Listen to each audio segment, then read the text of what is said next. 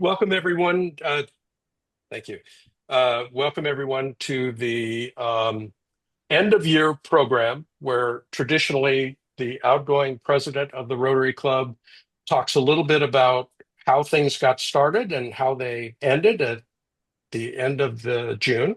And one of the things that we all had set out to accomplish for this year is that we would grow the club, grow our membership, grow our participation in Rotary, to grow member involvement and satisfaction. So, increasing and retaining members is a goal that we put at the forefront of the year.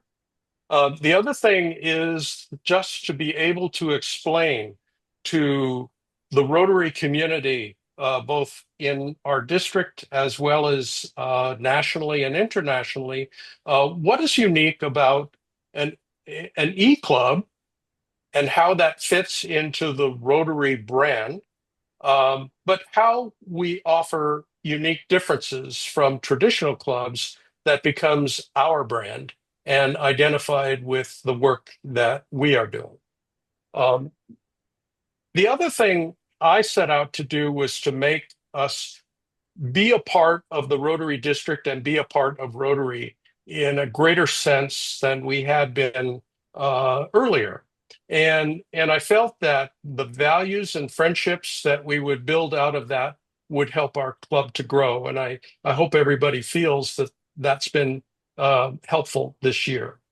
The other thing that this club has always been a great contributor to has been the Rotary Fund.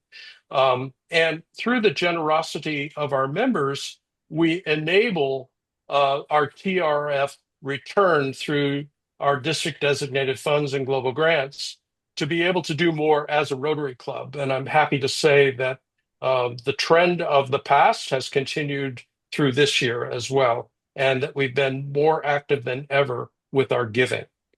And last but not least was paying more attention to the avenues of service of Rotary and operating our various sub-activities in the club in a closer alliance. And the one in particular that I think that we've done really well with is what they call Young Leaders now, formerly Youth Services. So let's talk about our brand. How did we do? As you know, we have our website hosted on Squarespace, which also does search engine optimization and provides keyword indexing to Google so that we come up, if people are doing a general search on any topic that we've covered, hopefully we would get a hit that way. So in 2024, we had, and so they don't split, unfortunately, Google doesn't split their years the way we do. But for 2024, for the entire year, we had 9,700. And for this year, just through the beginning of June, end of May, 5,300. So you can see that we're tracking slightly ahead by about 11% just on our hits on the website.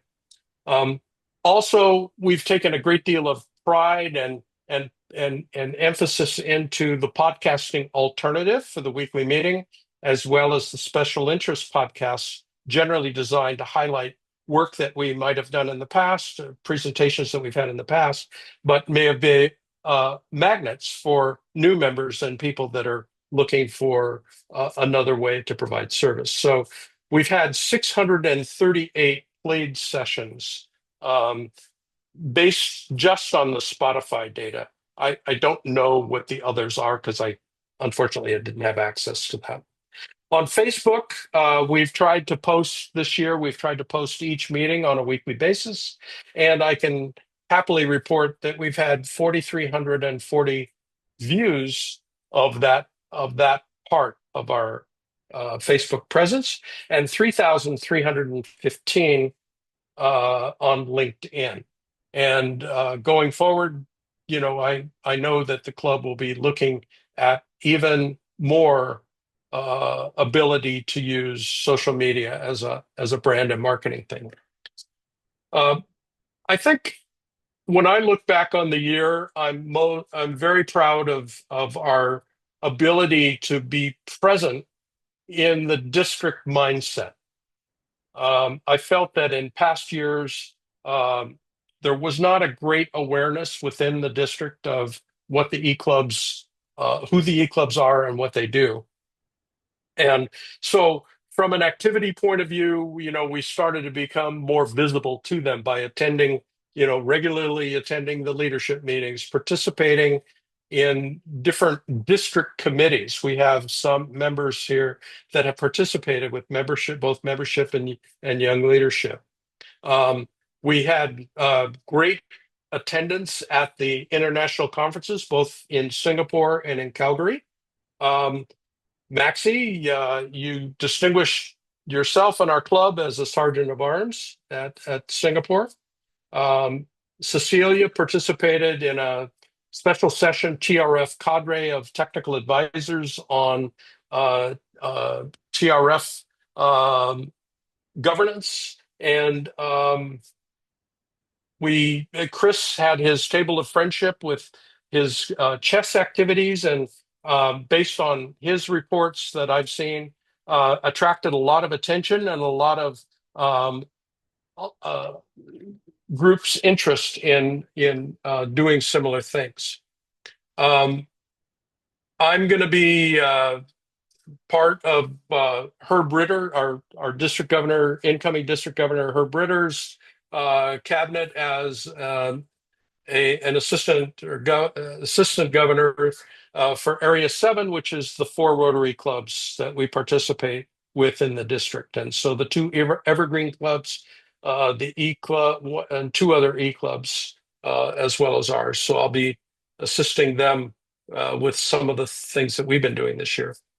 Um, when we do our publicity on Facebook, I now include the District 5170 mail list, contact list, so that everyone of the members in 5170 who are part of that group on Facebook are getting our meeting announcements. I mentioned our presence with young leadership. We participated in the speech contest. I know that the folks running that at the district level were very impressed with Andrea and her efforts to get that organized. And then we were able to step up and sponsor 2 RILA campers, which really does change to young people, younger persons' lives significantly. I've seen these groups come back and present in live fashion to other Rotary clubs to talk about life-changing experience in between their junior and senior year and becoming leaders coming out. And then I was very pleased to see that our local Bay Area members were active and participating in the district events. As far as TRF goes, when our dear member Phil passed away, we had a hole, and we all worked hard to fill that gap. And I know that Phil would be proud to know that we achieved 190%, 192% of our TRF goal this year. The annual fund received over $10,000. We gave some money to Rotary Plus. Without um, without any of our other fundraising, I believe that we've donated over $13,200 from our membership this year. We should all be very proud of that and recognize that a good portion of that money is going to come back to us in 3 years to do even more work. We had some club fundraisers. Again, Rushton and your wife have done just a remarkable and laudatory job of organizing this thing, and including our club in your efforts to raise money for cancer research. And do you have the final number off the top of your head, Rushton, by any chance? So for the cancer, For the cancer walk, yeah. as a club, or as a team, I should say. Our club was part of a team called Wild Walkers, which includes a number of other folks that connected to my wife. I believe we were the number one team, but the event itself raised over $50,000 for Right. cancer research. Right. And then Sanku, we had a separate fundraiser as well as a grant. And Stamp Out Hunger was kind of a last minute effort to pull things together for a district fundraising event that was intended to support food banks on an international on a national scale. And then we have 50% of what we raised to designate for our own purposes to help in a hunger project, but we raised $356 at the last minute. So thank you everyone for that. And then our global grants and our DDF spending and our mini e-grants. I don't have all of the final numbers, but I know that we had over $8,800 to spend in that respect, and we were able to accomplish all of that.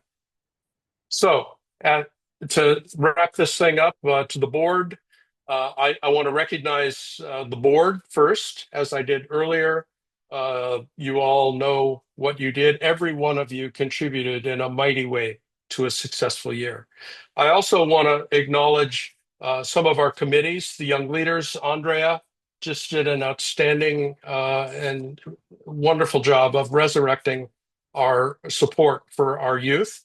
Our vibrant and wonderful social committee has done so much for us this year. Terry and Lisa and Sandy have done just an amazing job of organizing events for us that can make it in person and letting everyone else know. So I hope as well, members that are a little more distant are able to participate in our digital socials when they occur, and maybe organize things regionally if you have more than one member in a geographic area that you can get to lunch in one day. It's a great way to keep our fellowship going. Our membership committee obviously did a great job this year, Nick and Nina, because we ended the year on a plus count. And last but not least, projects and programs. Our projects are vibrant. I think members feel the opportunity to participate as they can.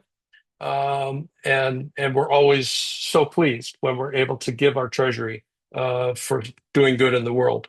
And last but not least, our programs this year have just been outstanding. Can't say enough about the quality of our speakers, the diverse subjects and interesting and inspiring things that we learn about, as well as understanding new ideas and change as applied to climate and a better life on the planet. So again, thank you so much for all of that.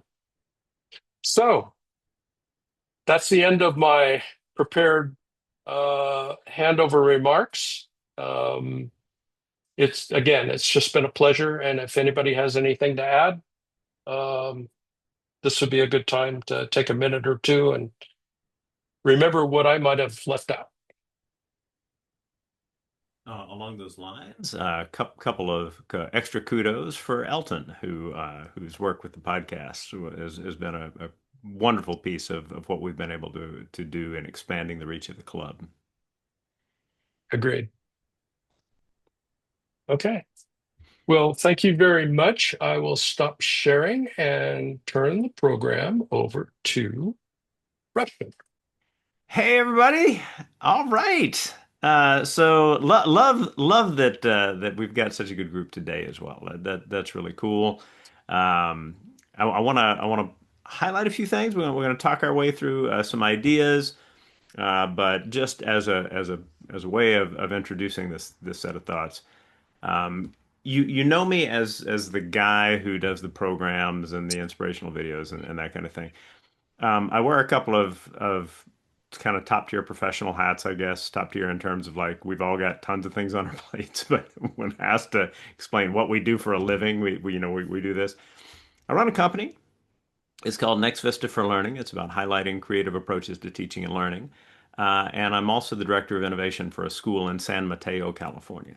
I mention these because I want to note that both of these are jobs I love and that I do better because of my experience with Rotary. And so I think understanding that Rotary genuinely can overlap in meaningful ways with your personal and professional lives. Because often, we're kind of in that space of like, okay, yes, Rotary's that other thing I do. No, no, no, no. I mean, it can absolutely enhance so much in terms of what you experience personally and professionally. So welcome to our second decade. And what I'd like to do is actually talk a little bit about what it is that the Rotary E-Club of Silicon Valley uh, should be, perhaps for you. I mean, if this kind of works for you, we'll kind of explore a couple of ideas on this front, and then go from there. But I'll take this in terms of the name, starting at the end there with Valley. So, valley, space between two hills, right? Two mountains or mountain range, whatever, right? That definition is incomplete. Isn't everything incomplete? But in one respect, it's also that space between home and work. It's that space that exists and allows us to enhance both. And that this is very, very true, like I was saying, for both personal and professional spaces. I think that as you begin to see the overlap between what Rotary can be for you and the other things that you do, I think that's where Rotary can really kick into high gear as a very active piece of one's life. I see this in all sorts of ways, but I'll highlight that by going to the word silicon, right? So silicon, what comes to mind? Tech, right? Silicon Valley, technology, blah, blah, blah, blah. And for those that you talk to, when you tell them you're part of the Rotary E-Club of Silicon Valley, they're probably thinking, okay, that's a bunch of people who are in tech companies. That's not untrue, but it's incomplete, isn't everything. And I also just want to note, kind of thinking about our club, that while we have plenty of tech folks, we are also engineers, educators, talented paella artists, game researchers, diplomats, entrepreneurs, chess enthusiasts, filmmakers, podcasters, cyclists, auditors, park rangers, photographers, librarians, nurses, Peace Corps volunteers, caregivers, insurance experts, accountants, retirees, rewilders of cemeteries, and more. And I think that's interesting. I think it's really interesting that we have such a diverse crowd that is this group that says, I may not get to see these people face to face all the time, but I really like the interesting people that I'm connected to. And I certainly feel that way about what we experience. The idea of silicon and technology really means, I think, and this is something that I believe we all share at one level or another, is that technology can serve the business of service, and that's worth exploring. That happens generally, that we are people who understand the limitations and the problems with technology, but we're also people who look for what it can be. And it happens quite practically as well. Quite recently, we did a really cool recording with a woman in Denmark who was talking to us about AI agents being used to raise money for some causes, right? And to set them loose and to see what happened. And it was one of those programs where it's like, wow, that's crazy cool. As we were talking about it, especially after the recording, because that's one of the really cool things that's a part of being, in the club, is not only do you get to meet these people in recordings, but after the recording, you get to talk to them because you're like, oh, I didn't want to ask this while we were recording, but totally fine. And it came up that there were several people in the group who were like, if we have an opportunity to really kind of explore generative AI, Chat GPT, things like this, that would be great to do with the group. So we'll try it out. We're going to try it out on the 19th of July, Saturday the 19th. We're kind of tossing that in as just a little extra, just a little Zoom thing. Not anything too formal. Definitely shouldn't take the place of upcoming socials or anything like that. But it's an opportunity just to be like, okay, I'm going to try this out. I want to learn a few things with good folks that I'm connected to in Rotary. Absolutely good. That moves us up to E Club. You might be in that frame of mind. It's like, why do you start at the bottom and go to the top? Well, that's because how you build a house. So anyway, E Club, right? You might think, okay, well, that means we're online, right? But that's incomplete as well, isn't everything? Because what's really, really interesting about our club is that we're asynchronous, right? Or at least I believe so. That asynchronicity means all kinds of interesting things. That we are creating space at the table of Rotary for people whose work schedules or their the place where they live just such that attending a traditional club is not really much of an option. And I think it's exciting for us that we have so many wildly interesting people in the club from a dozen different countries or almost that.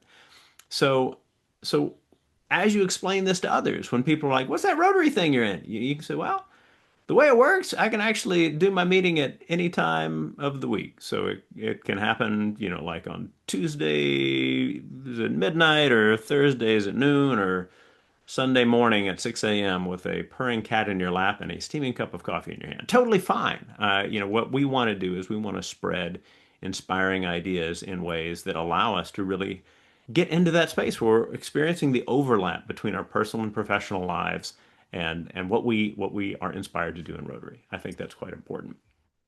So, uh, the work that I have been doing most actively for the club over the last couple of years, three, whatever it's been, has to do with programs. And that too is something that is part of the asynchronous part of the club. We get to talk to people all over the world. And that's pretty good fun, right? I love that we might hear from, kind of a living legend in Thailand about the bamboo school and the work he did in family planning there over the 80s and 90s, or whether it might be, like somebody who is engaged in the kinds of processes that Sarika Kanwalkar is with Rainforest Connection, putting devices in the canopies of rainforests in order to use AI to identify species. And when people are using trucks and chainsaws and guns and to help the good guys, you essentially, kind of do something about, the people who are out there, making mischief. So that option that we have really to be able to say, hey, we have a certain level of flexibility. I'd love for you to wave at the screen if this applies to you. How many of you have attended a meeting by listening to one of our podcasts, like you've done it that way? All right. That's a thing, right? How many clubs can you name where you can attend your weekly meeting on your commute or on like a treadmill or something like that? We're one which you can. And these stories are the stories that inspire you. They make you think differently about the work you do so that you do the work better and connect with people who want to serve others but don't know how. This is how that overlap works and can be really, really important. And of course, the most important word in our title is Rotary, right? And so Rotarians everywhere are people who know that we are capable of making a difference in the lives of others. The organization's motto, service above self, it's not just about helping others, obviously, right? It's also about bringing happiness and meaning into our own lives, which allows us to serve all the better. And just on Thursday, we recorded a program with Dr. Shige Oishi of the University of Chicago. His program was about the difference between happiness and psychological richness and the interplay there. It's a good way of describing what can happen as one experiences Rotary, right? That psychologically rich experience of being with others dedicated to making the world better for people in need in some fashion. So it is both what we give and what we get out of being in Rotary that means something important to all of this. So if you are a guest, who happens to be listening to this recording in some way, check out Rotary.org. You can learn more about Rotary that way. And if you want to find out specifically about our wildly cool and interesting club, Rotary.cool. Ta-da! Right. So that thing of do we talk about our experiences with others? We connect with other people all the time. One of the most important quotes in my life is a quote regularly attributed to Robin Williams. He said, "Everyone you meet carries a burden you know nothing about, so be kind always." I believe that that is true, and I also believe that everyone you meet would benefit from learning to dedicate his or her time in some fashion, at some level, to Rotary. or any other service organization. That thing of making a difference in the lives of others is something that is good and healthy and wonderful for us. So, anytime, day of the week, right? Any day of the week, any day of the year, any week of the year, any time of day, like we just have that flexibility. And we hope that, you will share these stories with others. So sometimes, what happens when somebody is stepping into the new Rotary year as president is they outline their goals and initiatives, right? And nothing wrong with that, nothing wrong with that at all. I certainly hope that our club will continue to grow. I hope that we will continue to support the Rotary Foundation. I hope we will continue to build on all the really, really good work that Mike has spearheaded over this last year. Maxie and I were talking just the other day about the deeper bench that we have. Any of you who are kind of like, maybe at some point I'd like to help with leading the club. I'd like to join the board. We've got people who will help you learn to do that so that it's not too much of a burden or anything like that. Just that it can be the kind of thing that you get energy from rather than losing energy to, right? So that's a part of what we want for the coming year. But I do have a very specific request for all of you. And that request is this. I want you to know and share the story of our club that means most to you. Now, that could be anything. It could be an inspiring presentation. It could be that we heard from somebody who made you think differently about the world. The idea of 3D printing school buildings in Madagascar was something that made you just think differently about the possibilities of Rotary and service. It could be a service activity. Terry speaks especially passionately about her experiences, listening to Felix talk about Sanku and the incredible work that Sanku has done in developing countries to bring the kind of nutritious flour, to mills, the incredible impact that they are having. That ability that we have to focus on education, entrepreneurship, and innovation, so that service itself becomes something more effective and more sustainable, is something really, really interesting to, I think, all of us. So I'd like to connect with every member of the club over the next month or two, individually. Just like have a Zoom with you, kind of check in, talk about what your experience is with the club. Give you a few reminders, and you might be like, reminders? What are you talking about, reminders? Reminders that whatever level of activity you can bring to the club works. If you love being a part of the club and it inspires you, and you're doing all of the little things, right? You're fine. You're fine. You're fine. Sometimes people are in that space of like, I'm not doing enough. No, sometimes in our lives we're just not able to do the same thing that at other times we can, or that we would hope that we're able to do. You're part of a group that cares deeply about being with others, virtually even, so that we can make great things happen. And the way to do that is to recognize that we are not always in that space of being able to do just everything, right? So that's what I mean by the reminder. But do think about like this idea of like, what's your story? Like if someone said, tell me about that Rotary Club you're in, what would be the story that you tell? So you can describe it. It's flexible. It's online, but what's the story? When you tell a story, people remember, they pay attention. Mere information is the kind of thing that slips from our heads so very quickly.